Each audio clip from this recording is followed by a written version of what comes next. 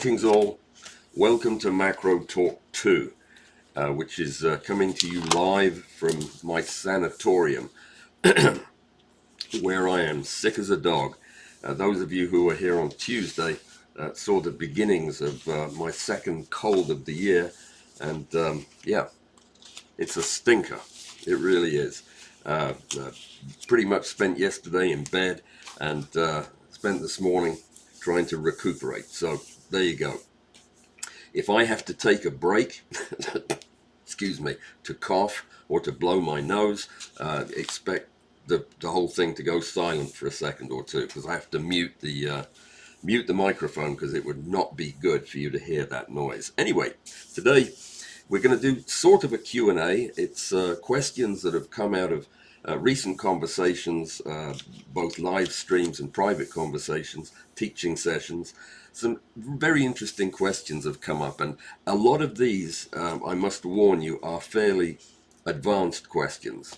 They're questions we get asked from time to time, but some of these are really tricky concepts. We'll try to get through as many of these as we possibly can. We'll start right away. I'm going to save the announcements till the end. There are only a couple of them, and then we'll get cracking. Got a lot of ground to cover. The first one came from somebody who was asking me about ordering insects, and had a question about how to spread the wings of a beetle, something I don't think I've ever actually demonstrated. I'm not going to demonstrate it today because I don't have a beetle handy. But there is a specific way you do it. If you have a beetle and you want to spread its wings to take a photograph of it in flight, so to speak, there are a couple of things you have to do, and I'll run through them very quickly. First of all, pick a decent sized beetle. Don't try to do this with a tiny ladybird until you've done it a few times with a bigger beetle. Relax the beetle first. Don't try to do this on a stiff beetle, or you'll just break the elytra off. Now, the first thing you have to do is unlatch the elytra. The hardened wings on the outside of a beetle, they are held together with a little clip. It's kind of like a tongue and groove thing at the bottom of the wings where the elytra come together. You can usually get them apart with a paper clip, is what I normally use, the rounded part. Put it between the elytra and gently twist, and it'll usually pop the elytra apart. Then you use a couple of blunt hooks to lift the elytra up and forward. There you go, like that. And usually I'll put a little piece of cotton or foam in between the elytra, up at the top, up on the thoracic part of the insect. With the elytra out, all you then have to do is very, very gently unfold the wings. Now, every set of wings is different, and in the case of many of the beetles that you probably want to do this on, they are usually with two folds, so the wing is folded twice into a very tight package. I'll try to show you a picture here of it. Which may help you see it. This was taken from an article online, and it shows probably a lot more detail than you'd want to see. Let me see if I can find the right screen. There it is. So the wing is usually hinged around the middle and then towards the end. In this case, the apical hinge and the radial hinge are very close together. But what happens is this part of the wing folds down, and then this part of the wing folds back on itself. So it's kind of like a trifold wing, and you have to unfold it in the right order. If you don't, they won't latch into place. But if you get it right and you undo the apical part first, it'll click into position and stay open, usually. And then the same with the radial hinge. And once the wing is open, you do that on the other side as well. Then you can remove the thing that's holding the elytra together, and they'll partially close over the wing. And that's usually the best way to photograph them. June bugs and other beetles like that usually keep their elytra up and forward when they're flying, so you need to leave those in place. Anyway, it's fairly complicated. The thing is to read up on your wing, depending on the beetle you're going to use. Read up on it ahead of time and find out exactly what kind of mechanics the wing has, so that you're not bending them in the wrong direction, because that just breaks them off or shreds them. So there you go. Then pose it for effect. Take your pictures. Bob's your uncle. Okay. How do you? Somebody asked me this after I showed my double layer diffuser doodad. Somebody said to me, how do you get 3 or 4 or 5 of these things tight in on a subject when you're shooting with a microscope objective? What a good question that was, because obviously you're not going to be able to get very many around even a long working distance objective. So let me show you what the problem is first, and then I'll show you how I solve it. Kind of. It's this is what the problem looks like up close. This photograph I'm going to show you is a 20 times objective. Hold on just one second. There we go. This was just snapped this morning with my cell phone, but this is one of the lights. My subject is right here, which is just a hollow piece of bark with a couple of slime mold fruiting bodies in it.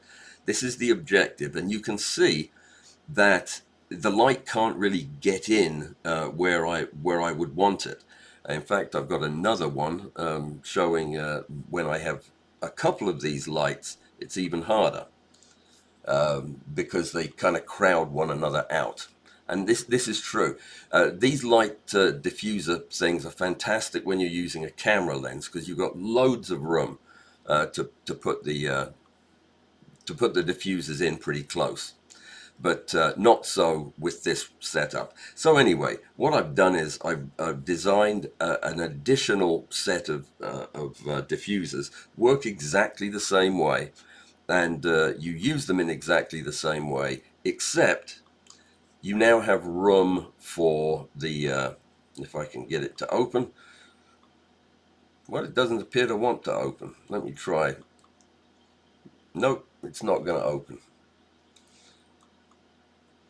How irritating is that? Well, maybe you can see it from the little picture there. Why will it not open? Let's try that. There we go. So this I put together a while ago, and it's much the same thing, except for this surface here, which is covered with a piece of black card. And that kind of keeps the light where it needs to be. I've tried coating the inside of that black card with both foil and with white paper. I don't think it's really necessary, because most of the light is still getting through, and you're getting much the same effect. A little bit less light. You're probably losing a third of the light, but this now fits right over either the adjacent diffuser or the objective. Literally, the objective can sit in this groove, and you can have light that's almost axial over the top of the objective or underneath it. So that's how I deal with that. And yeah, anybody who has had an interest in downloading the print files for these, I will have the print files for this additional version available pretty soon. Yeah, I've just got to get a couple of tweaks on it to make it a little bit more print friendly. All right, let me see. What is the state of the art for restoring eyes? Somebody had just bought some insects and come across some really gnarly looking eyes that were in terrible shape. What's the state of the art for getting them cleaned up for photography? Well, probably the best thing that you can do is not buy old insects. Look carefully at the insects that you're buying, or speak to the vendor to make sure that you're getting insects with pretty eyes. The other thing that you can do is, if you caught these insects yourself and you're going to photograph them, then do so right away before their eyes have a chance to deteriorate, because once they do, it's very difficult to get them looking alive again. But let's say that you didn't shoot fresh enough, then the first thing I do is just wash them with water and a little bit of detergent, Dawn or something like that, a mild detergent. That will usually lift off most of the dirt. It will, because of the detergent, it'll usually penetrate into the eye, and it will often lift the part that's separated from the lenses, so that you can get an appearance of a fairly lifelike eye. If that doesn't work, then I pretty much go straight to dilute Decon 90, 40, 60, 90, Decon 90, and do that right away. And I paint it onto the eye. I use a very dilute solution between 5 and 10%. Decon 90 contains a mixture of very, very powerful surface acting agents, surfactants, and they will lift off the dirt and the crusty dead material from the top of the eye, and they'll also penetrate the eye and get some fluid in there, so that the individual elements will fill up with fluid and put the anatomy back fairly close to what it is in a live bug. But Decon 90 is not a completely harmless thing to be messing with. It contains some very caustic chemicals. Be very careful with it, and yeah, it's still my go-to for eyes. In very select cases, I will also sometimes use Croil, which is a solvent used for loosening stuck bolts. It's not really oil. It sounds like it, doesn't it? Croil, but it's not actually. It's a mixture of petroleum distillates. It's even more poisonous than Decon 90. So be very careful with it. But sometimes a very, very light coating on the eye will actually penetrate it and help restore the eye. Your eyes, not your eyes, your bug's eyes will deteriorate again. Left alone, they will start to fall apart again. So it's rather important that you go ahead and shoot your bugs while the eyes are nice, because if you wait 3 days, they're probably not going to be nice anymore. Understood? Fair enough. All right, let me see. With tiny bugs, beetles, flies, whatever it might be, do you wash and pin, or do you pin and wash? So the question was, I gather, do I pin the bug first, or do I wash the bug first? For tiny insects, I always pin the bug first. And I pin the bug dry and dirty, meaning I haven't done anything to wet it, and I haven't done anything to try to clean it. And I will pin the bug first. Now, pinning the bug will often mean gluing a pin to the underside of the thorax.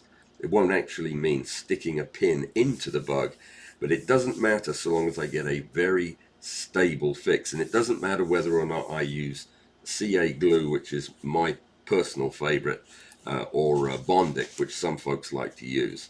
I will occasionally use both, but I will definitely pin and wash. If the bug is large enough that you can actually put a pin in the thorax, which would be always your choice of body part to pin, then both pin and glue. Put some glue on the pin before you jab the underside of the thorax. The reason for that is it will prevent the bug from spinning on the pin. You do not want a bug that spins on the pin, because you will never get it clean. When you brush it with a paintbrush, it'll just go round and round in circles. So that's very important. Never hold a bug with tweezers, ever, and never hold by their limbs. Even a fairly big beetle, don't pick it up and hold it by a leg if you can possibly help it, because it's almost certain that you'll pull the leg off. They're just not, especially in a relaxed beetle. So always use fresh bugs if possible. They're much easier to pin and clean, and have backups if it's important. If somebody has asked you to photograph a bee for something that they need a bee for, then make sure you've got 3 or 4, because cleaning can destroy insects if you're not careful. So have backups and use the microscope.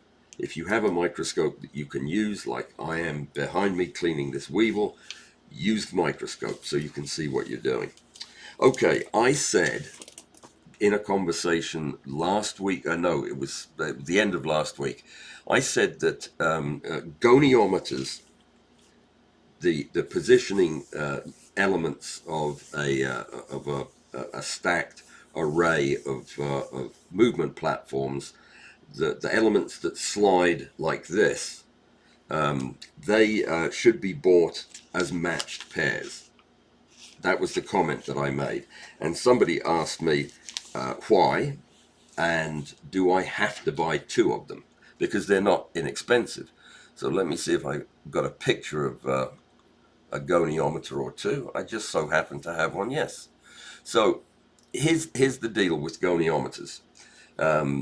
If you look at them, and I didn't explain this very well when we were talking about it last week, but if you look at them, you'll see that by turning the adjustment knob here, what happens is this goniometer slides in an up and down motion from away towards the user here.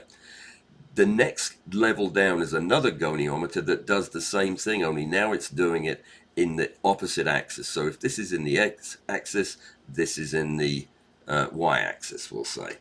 So they're opposing one another. Now, the problem is this. There is a point called the nodal point up above the goniometer where the insect will not move in space as you turn this knob. It'll tilt and you'll get to see different parts of it, but it won't move. It won't move to another part of space. The problem is, if you have a goniometer that's exactly the same as this one stacked underneath it, only at 90 degrees, it will have a nodal point that's about 20 millimeters lower than the top one, because the goniometer is 20 millimeters lower than the top one. So what would happen is your bug would then move in a completely different axis when you turn the knob on the goniometer.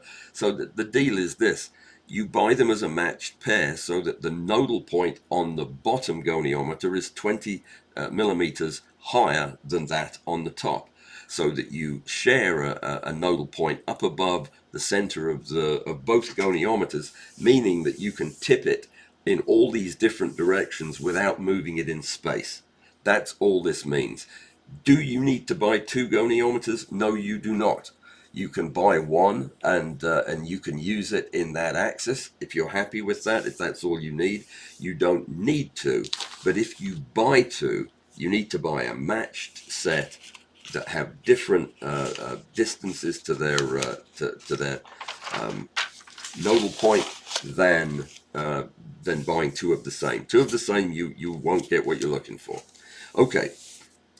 The next question is my favorite one, and I think probably what I'm going to do is answer the last few that I got and then come back to this question because it's a big one. It's a huge one. I'll tell you what the question is so you can be thinking about it. I said in a live stream, I think a couple of weeks ago, that one of the advantages of using Mitutoyo long working distance infinity corrected microscope objectives as photographic lenses in macro was because they were almost telecentric.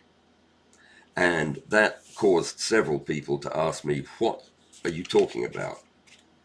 What are you saying? Does that matter? Yeah, please explain. So I will explain, and we'll get to that in just a second because it becomes a bit of a rabbit hole, really. Do I need a dedicated macro lens with so many workarounds like reversed prime lenses, stacked lenses, diopters? Why do I need a macro lens? Well, I tell everybody who's getting into macro that yes, it makes your life so much more enjoyable. to have a macro lens, especially for your field work. If you are doing any outdoor stuff where you're actually photographing things in the field, reversed lenses, stacked lenses, diopters, maybe a bit less so with diopters, but all of these other things, extension tubes, they're all difficult to use in the field and they're not any fun to use. A macro lens, which is designed specifically for you to do all of the things you want to do, photographing small subjects, makes it a pleasure. So yeah, do that. I would also recommend, if you photograph larger subjects in the studio, things bigger than a housefly, then yes, having a macro lens would help as well. They're great fun to use on focus rails.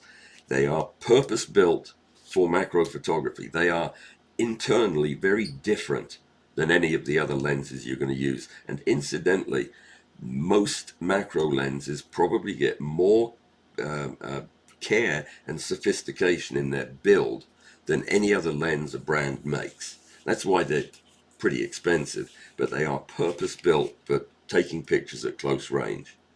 They have correction that is designed for that close range photography, so you get better dealing with aberrations and color fringing and so on, is much better corrected with these lenses. And most modern macro lenses have exquisite optics. They really do. There aren't any bad ones out there, at least the brand name ones. And don't forget that a macro lens can be used as a normal prime lens as well. Just because it's good at taking pictures close up, it can also take pictures of things far away. So your 90mm lens can also be a very nice portrait lens if you wanted it to be. So I tell people, yeah, even though there are many different ways that you can use regular lenses as macro lenses, I still recommend that you get a macro lens. Would you excuse me for a second?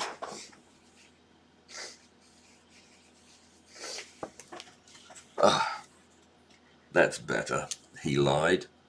All right, so how do I choose a background for my studio macro?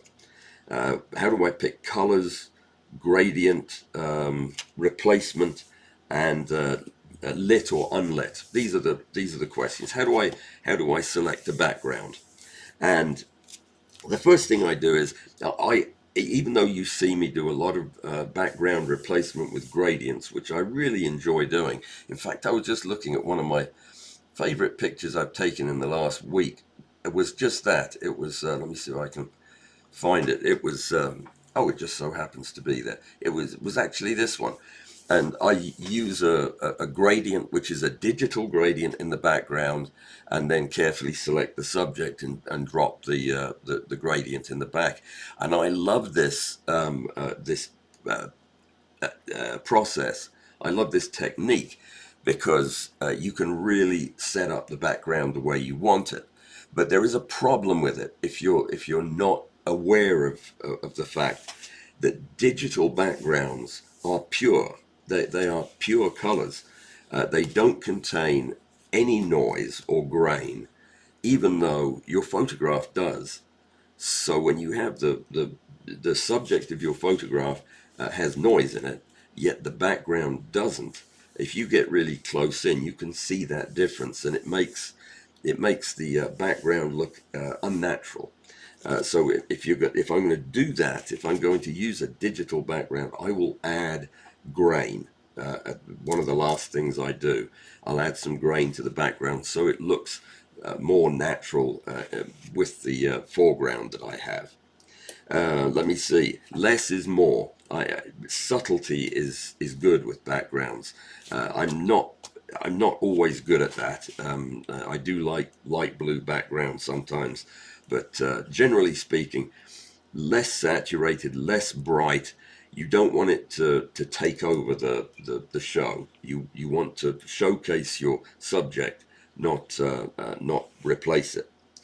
Let me see. Some of the new tools are incredibly powerful. Like using lens blur for your background. There are all kinds of things that you can do, like in Camera Raw, if you're in Photoshop, you can separate your foreground and background and then use lens blur on the background and actually determine where your blur starts, how out of focus the background is, and you can really purpose build the background, which makes it so much more exciting to do. But that is all in post.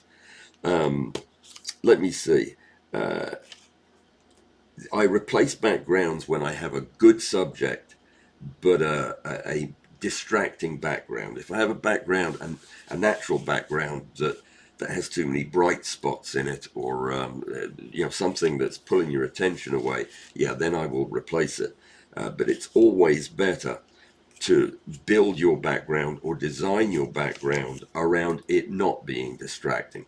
So I don't often like my backgrounds. I do occasionally, but usually make it very subtle. Colors are entirely up to you. I love to use colors that kind of are complementary to the subject. Sometimes I'll use different techniques for color matching, whatever looks good. And sometimes you can improve the story you're telling by the background you choose. I love the new Photoshop tool called Harmonize, and if you are replacing backgrounds and creating a background foreground composite, I recommend you use Harmonize to get the lighting balanced and to make the whole thing look more natural and believable. Okay, all right. On Tuesday, I talked for about half the time about the Second Light project, and somebody asked me that they only heard the back end of it, and they wanted to know, what is it? It is a program that is designed to do three things. It's designed, first of all, to get equipment that you have that you don't use and haven't used and don't plan on using, but have sitting in your closet, to get that back to work, to get that into the hands of another photographer so that it does what it's meant to do. Second, to give photographers a chance to buy equipment that they otherwise couldn't afford, or maybe even couldn't find for older stuff. So it's to give photographers who can't get this equipment any other way a chance to use it. And three, to create an alternative way for folks who aren't into things like Patreon, don't have the money to donate to the channel, but would like to do something for the channel, to use their old equipment to do just that, to support the channel without having to sign up for anything long term or anything like that. So they're the three things. That's all it is. Rather than me go back through exactly what it does and how it works, I would refer you to my recent blog post over on the website, www.alanwallsphotography.com/blog, and it's the most recent one, the name of which is Second Light. Yeah, that's the program. And it has all of the breakdown of even some frequently asked questions. Even though the questions haven't been asked yet, it's got some answers there. So that's what it is. Please read about it and consider doing it. The website or the new web page will be up in a couple of days. My cold has put me behind. Excuse me. All right, the next time I do that, I'm actually going to have to blow my nose, so I'll turn the thing off. Right, so let me see. Why don't we just jump right into this nested set of questions that that deserve our attention. The idea then is, I said Mitutoyo objectives are kind of telecentric. Well, they're not. They're not telecentric, but they are close enough to being telecentric to all intents and purposes that they're close enough for our photographic purposes to be treated as they behave that they are. Oh, forget that whole sentence. That was the antihistamine. Let me try that one again. They are close enough to being telecentric that we photographers can just assume that they are. And I'll tell you why. When we say telecentric, we mean that the chief rays. Now, if you're not into ray tracing, you don't know anything about that. Excuse me one second. I'm gonna just hold on one moment. I'll be right back. I'm gonna turn the microphone down.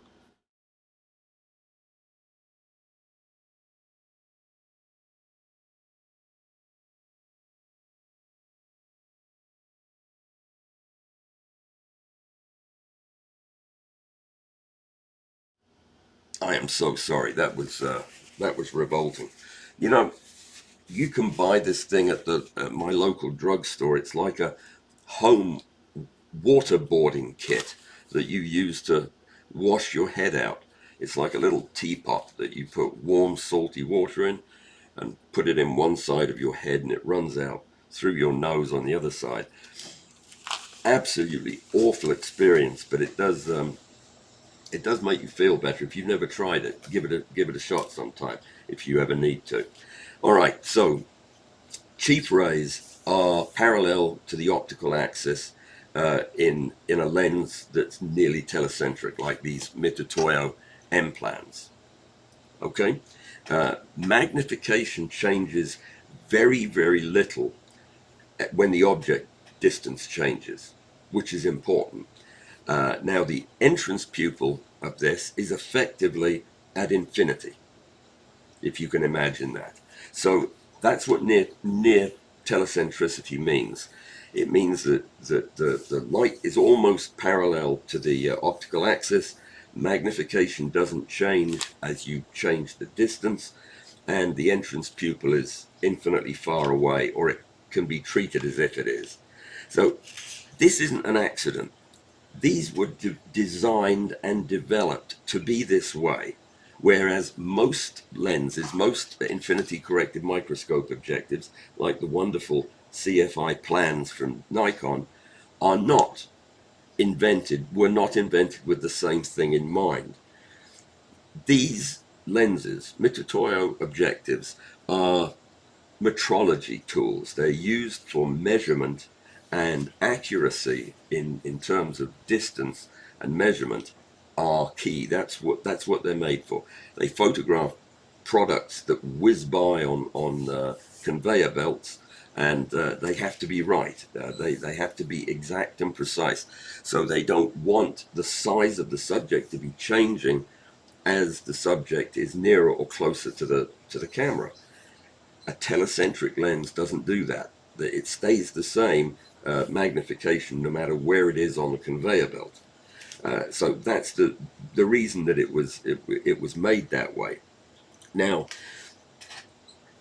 Mitutoyos are unquestionably of the accessible objectives that we can buy. These are the most respected and admired. These are the ones most people want to use for photography. And why? Why is the question? Why is near telecentricity so important? Well, it's because they perform in ways when we're taking photographs, especially photographs that are going to be focus stacked. They do things that virtually no other lenses do. Changing the focus by moving the lens doesn't change the size of the subject. Now, that's the first criteria that I gave. Why is that important? Well, if the subject changes size as you change focus, that's called focus breathing. And focus breathing can make alignment of the subject in the focus stacking software difficult and prone to problems like artifact. So when you have a subject that changes size as you're moving through the focal planes, that's a potential problem. Excuse me, sorry about that. Now, when you have when you're forcing your stacking software to do realignment and to resize or rescale the subject, you are going to get artifact. That's a large part of where artifact comes from. So with these Mitutoyo objectives, the focus shift moves the plane of focus, but it doesn't change the size of the subject nearly as much as with other objectives. Slice to slice registration then, that's where each slice is lined up by the software, is much easier. It's much easier for the Zirine to work with a stack taken with these lenses than a stack taken with other lenses.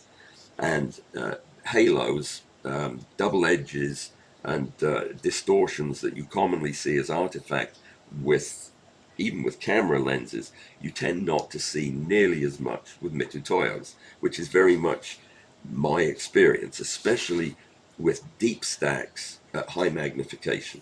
When you have large numbers of photographs and there's a lot of magnification, that lack of almost any focus breathing becomes huge in terms of image quality.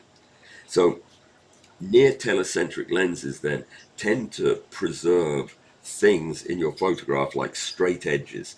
Proportions look natural and normal, and the subject appears to be of a consistent size all the way across the field.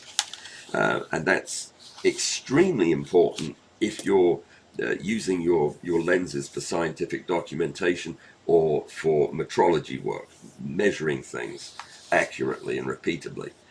Product is another example. Or when you're photographing coins or crystals or things with important sharp edges that you need to keep straight.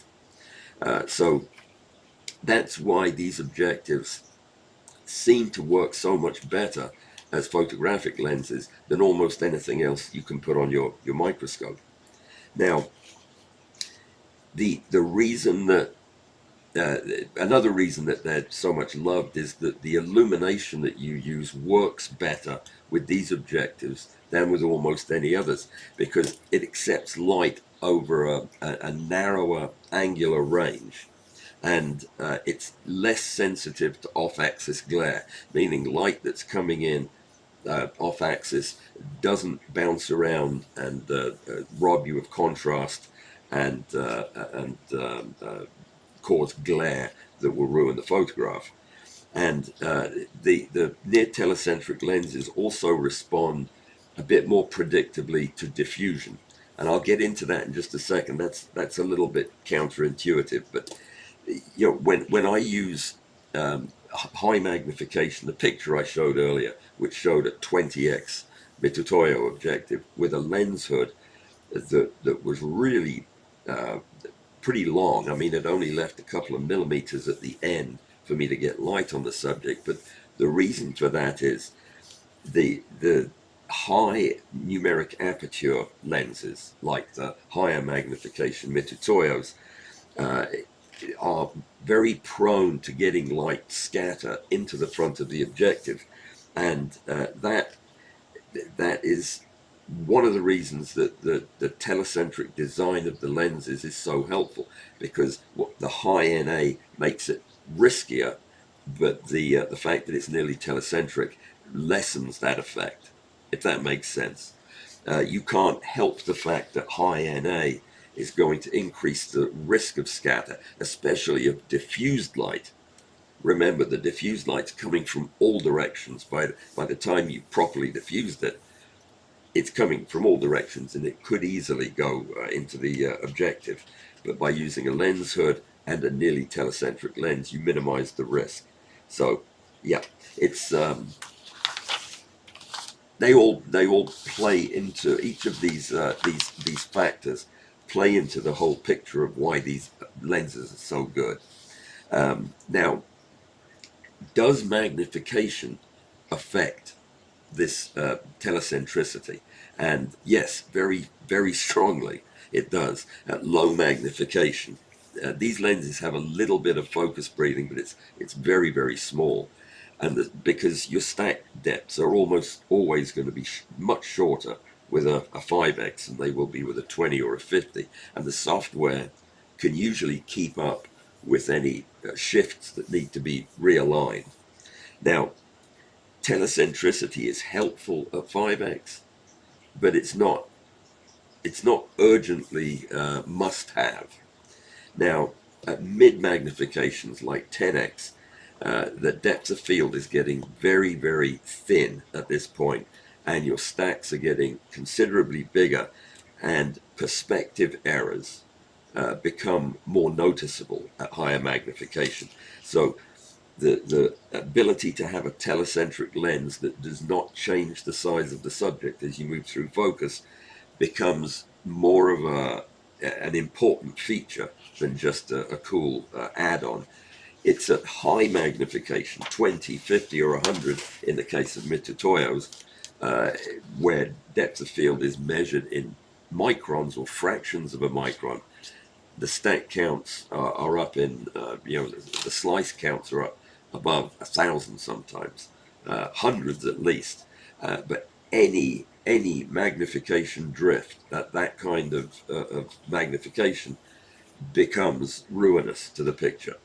And that is why, especially at high magnification, telecentricity or near telecentricity isn't optional. That's why these lenses are so perfect for our needs.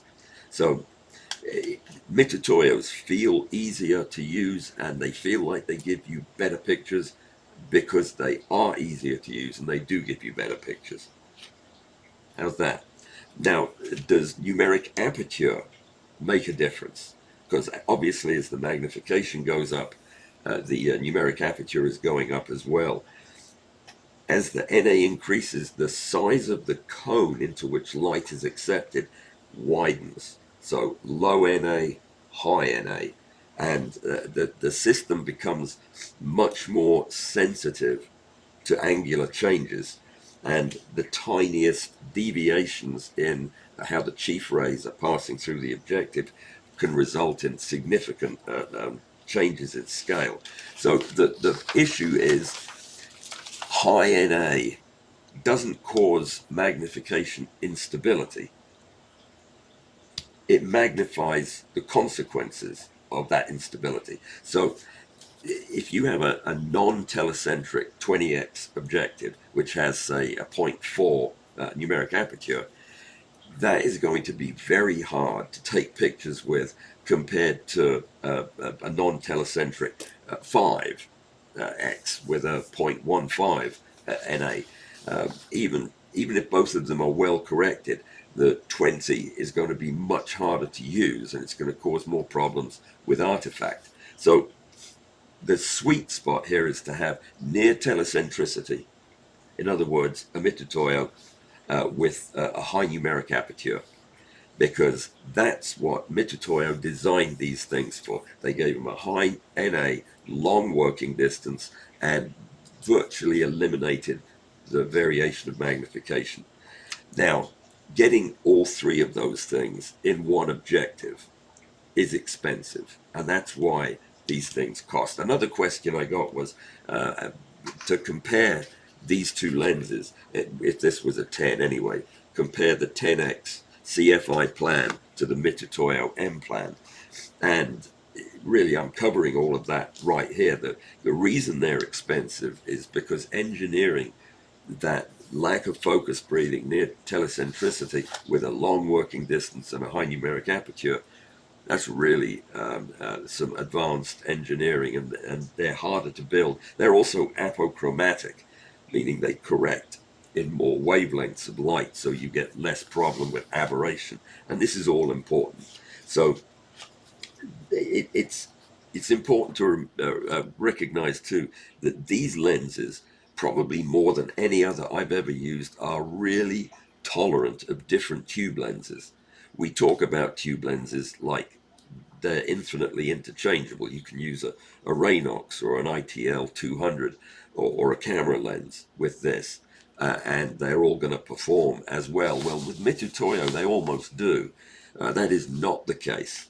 Absolutely not the case with other objectives, which will usually require a specific tube lens and a specific setup or arrangement that is very similar to what would be in the microscope that they came from. So the Mitutoyos are incredibly forgiving when it comes to tube lens selection. So that is not a universal truth, and you'll see if you ever shop around and buy some infinity corrected objectives, that they're not all created equal, not by a long way. So near telecentricity, as I described it the other day, is one of the core reasons that the Mitutoyo M-Plan apochromatic objective is our favorite objective. That's why, near telecentricity. And that importance, that value to us, increases dramatically with higher NAs and higher magnification. So very briefly, let me run over a few of the points about the comparison between this Nikon CFI Plan 10X, which has a working distance of 10 millimeters, not a long way, and it has an NA of 0.25, whereas pretend that's a 10X. The 10X Mitutoyo has an NA of 0.28, which is a little bit bigger, but a working distance of 34 millimeters. That's 3.5 times the working distance of the Nikon. Does that make a difference? Well, yes, it makes a humongous difference.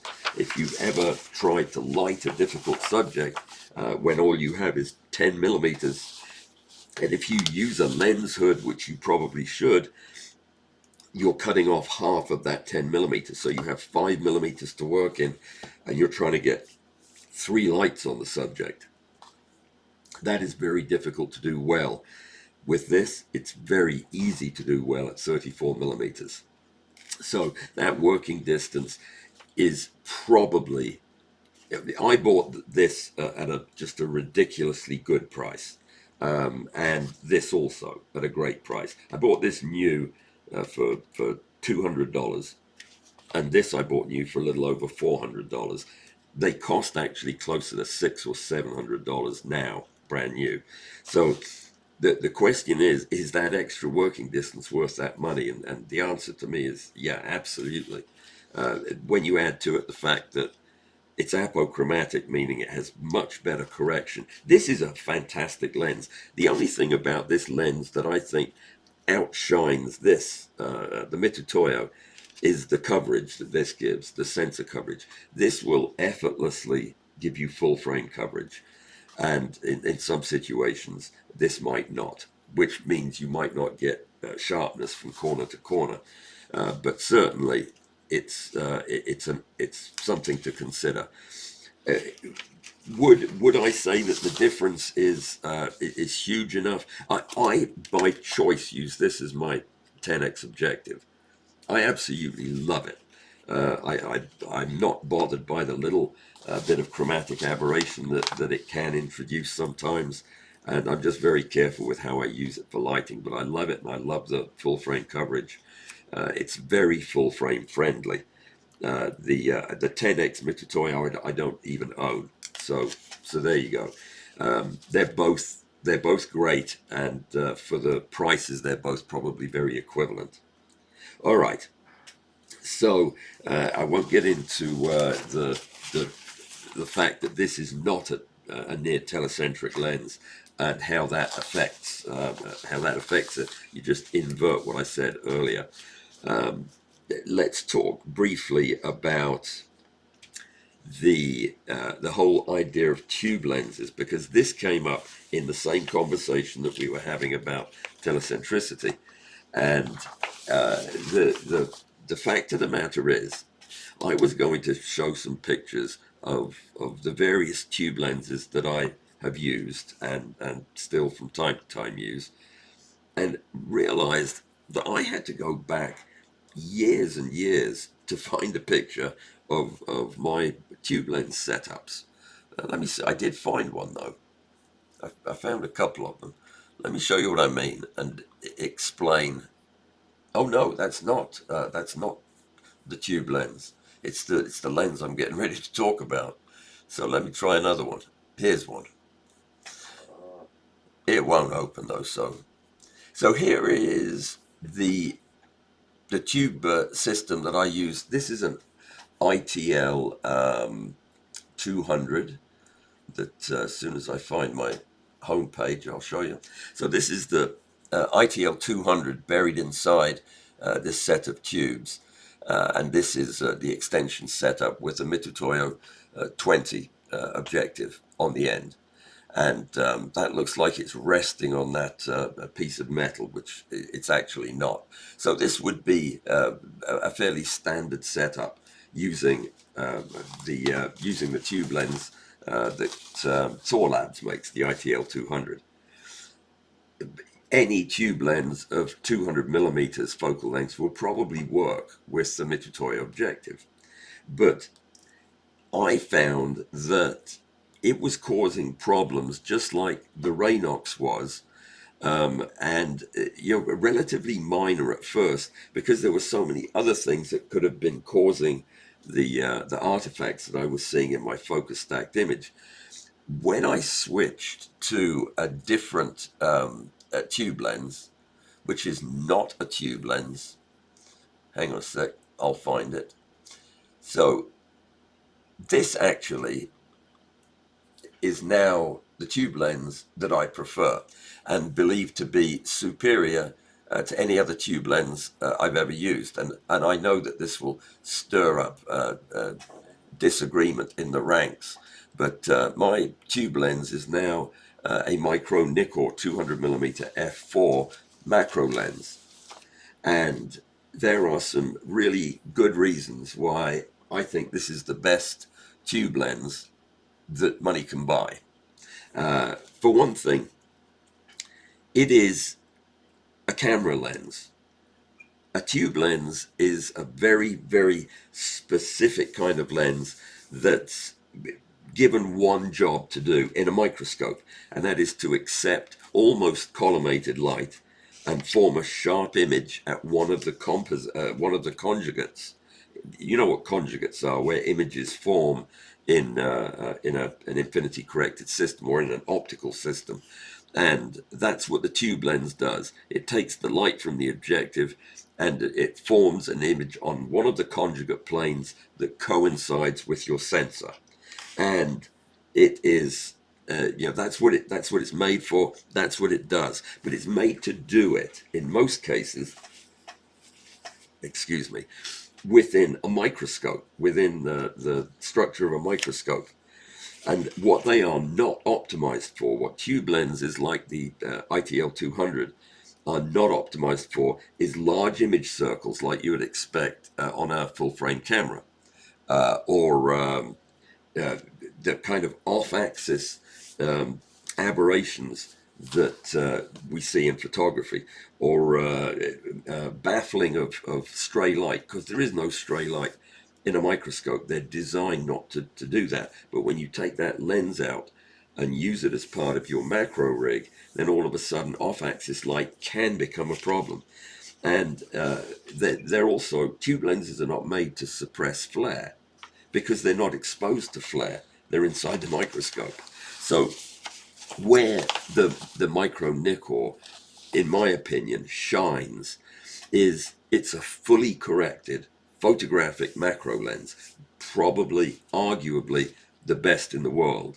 It's designed to deliver uniform performance across a full frame sensor. It's a full frame lens, and it has aggressive internal baffling to prevent stray light from getting into the system. So already it's made to do a lot of the things that we have to do separately when we're using a Raynox or an ITL. So as a result of this, I never get vignetting with this lens as my relay lens. And that is really important. My edges are sharp, my corners are sharp. Now, here's another important one. The micro Nikkor has an entrance pupil that is physically distant which means that the chief rays from the objective are always going to behave as if they're on the optical axis. So the angular acceptance is very controlled in this system with the micro nickel. The off-axis light, the light that doesn't contain information that we want, is filtered out. It's not, the lens doesn't allow it in. And that's very important because industrial lenses like the ITL 200 and some other very good and very expensive ones have very short back focal distances, the pupils very close to the sensor, and they have a wide angular acceptance because they're not built as a camera lens. So in stacking, what that means, and this is where it's most important, is there is more variation, angular variation from slice to slice when you're using these industrial tube lenses that are meant to be in microscopes. And more off-axis stuff is getting in than should. Then it's more of it's getting in than can with this lens. So this lens is doing a better job of filtering out the stuff you don't need. And the small scale changes that Zerine has to make to stack a deep stack are minimized with the 200 millimeter f4. So remember, when we talk about these systems, that Zerine is exquisitely sensitive to tiny changes in geometry, as all stacking programs are. So when the ray management of a lens like the 200 f4 is exquisite, it takes a lot of that workload off of Zerine, so it can do a better job and produce less artifact. So important. I'm going to skip over this. I was going to talk a little bit more about near telecentricity as it comes to using this lens, but the bottom line is this: the micro Nikkor kind of accidentally matches the expectations that the Mitutoyo objective has in terms of the light that's leaving it. It's like accidental's the best way to describe it, because it certainly wasn't designed to be used on one of these lenses, but it gives the camera lens, the macro lens, exactly the organization of light that it needs to form the sharpest picture that it can, which is not the case when you're using a Raynox or any other tube lens. So it's accidental, but it's a perfect match. So the differences between the tube lenses in practical use are something that don't jump out at you. It took years of using them for me to get very familiar with the kind of artifact I saw with some of these other more industrial type tube lenses. I just prefer the reliability, the predictability, and the image quality of working with the micro Nikkor lens. It is just a better tube lens, in my opinion. It doesn't warp. It doesn't have breathing. It doesn't cause problems for Zerine that other devices, other lenses do. So the fact that it operates at such a high level, it makes it a no-brainer on paper. But the fact that I haven't really put another lens onto a Mitutoyo in 3 or 4 years is probably more important to me. It just takes better pictures. I have gone back and shot some test shots with other tube lenses, and I don't have them ready to show you today. But I have plenty of examples, and I think I can probably convince you that yeah, there is no doubt in my mind it's a better system.